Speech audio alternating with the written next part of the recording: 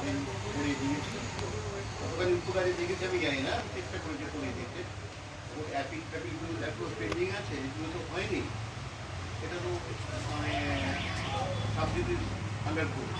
আশা করি যাদের বাবা মার নাম আছে কারোর নাম্বার যাবে, তবে সাময়িক ওদের করতে হচ্ছে।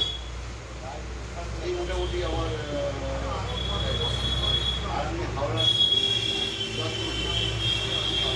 ১ নম্বরে আমার ৪-৫ জন জুনিয়র আছে।